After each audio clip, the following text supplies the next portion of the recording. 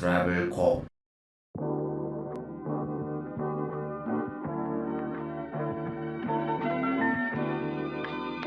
안녕하세요. 방콕과 파타야 자유여행에 관한 모든 것을 도와드릴 트래블콕입니다.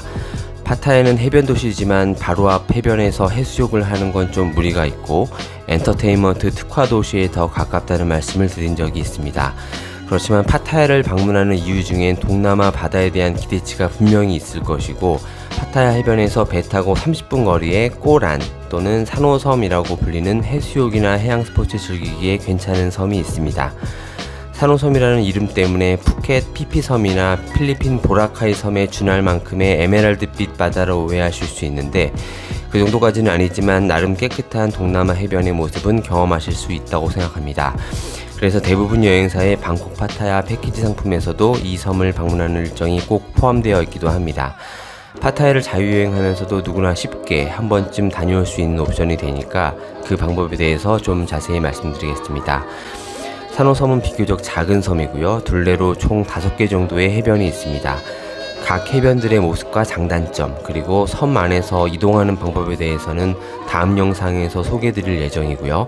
이번 시간은 파타야에서 꼬란을 오고 가는 방법들에 대해서 먼저 말씀드리겠습니다. 산호섬을 다녀오는 방법은 크게는 2가지로 볼 수 있겠는데요.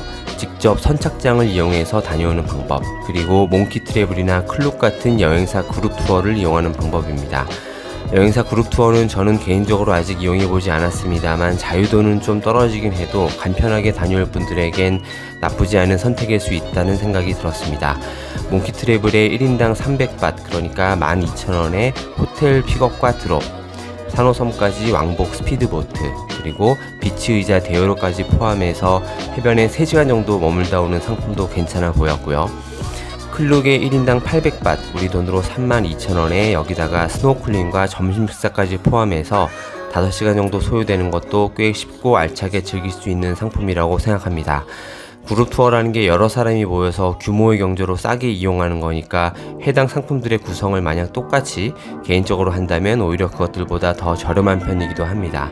다만 정해진 프로그램 내에서만 같이 움직여야 되는 단점이 있으니까 산호섬의 더 다양한 모습을 경험하려면 선착장에서 정기 운행하는 페리를 1인당 편도 30밭에 이용해서 다녀오는 방법이 있습니다. 그 방법에 대해서 좀 자세히 말씀드리겠습니다.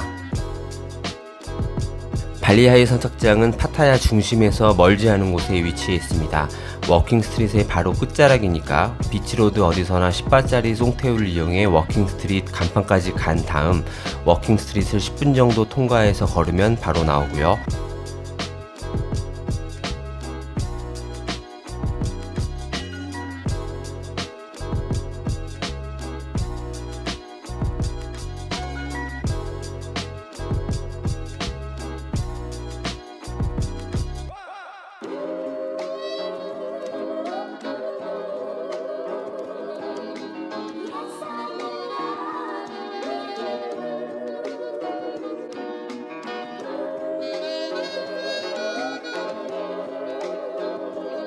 택시를 이용하면 웬만한 곳에서는 파타야 택시의 기본 요금이라고 할 수 있는 200밭 내외로 갈 수 있습니다.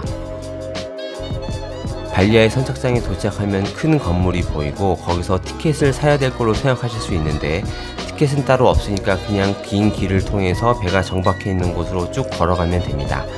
정해진 시간마다 운행되는 페리는 1인당 30밭에 한 3-40분이면 갈 수 있는데, 선착장 가는 길에 스피드보트로 1인당 편도 200밭으로 15분 만에 갈 수 있다고 호객하는 분들이 많이 보입니다. 제가 한 번은 페리 시간보다 5분 늦게 도착해서 2시간 이후에나 다음 걸 탈 수 있는 상황에서 이 스피드보트를 시도해 본 적이 있는데요. 이것도 또 바로 출발하는 건 아니고 10명 이상 모객이 되어야 출발하는 거라 언제 출발할지 가늠할 수 없었습니다. 그때 어느 외국인은 30분째 기다리는 중이라는데 그때까지 저 포함해서 4명이었고요. 언제까지 기다려야 될지 알 수 없어서 그냥 포기하고 돌아온 경험이 있습니다. 그러니까 보통 2시간 간격으로 운행하는 페리의 출발 시간 최소 15분 전에는 꼭 발리하이 선착장에 도착하시길 제안드립니다. 정해진 시간보다 5분 일찍 출발해버리는 경우도 있었으니까 이 부분 꼭 주의하셔야겠습니다.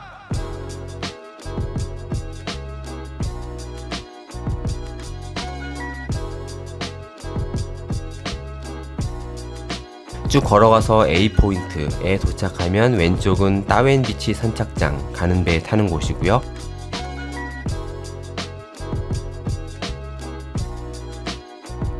오른쪽으로 산호섬의 메인 선착장인 나반으로 가는 배를 탈 수가 있고, 둘 다 1인당 30밭을 그 자리에서 현금으로 내고 탑승하면 됩니다.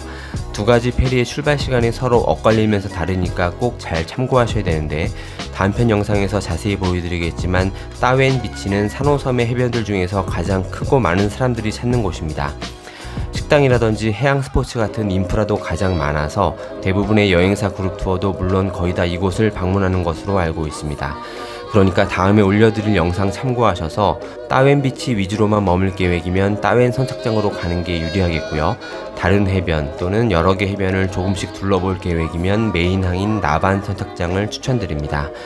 페리는 좌석이 2개 층으로 에어컨 없이 오픈되어 있고 타자마자 멀리 산호섬이 이미 보입니다. 그만큼 파타야 해변에서 그렇게 멀지 않은 거리이고 한 30에서 40분 정도면 도착합니다. 참고로 스피드보트를 타면 빠르긴 해도 그만큼 많이 흔들린다고 하던데, 페리는 한 200명 정도까지 탈 수 있는 작지 않은 크기라서 승차감이 그렇게 나쁜 편은 아니었습니다.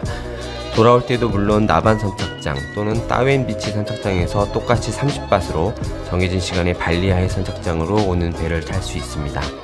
자, 이상으로 파타야에서 산호섬, 그러니까 꼬란을 다녀오는 방법에 대해서 말씀드렸고요. 바로 다음 영상에서는 산호섬에 도착해서 섬 내에서 이동하는 방법, 그리고 분위기가 좀 다른 5개 해변에 대한 소개를 해드리겠습니다. 감사합니다.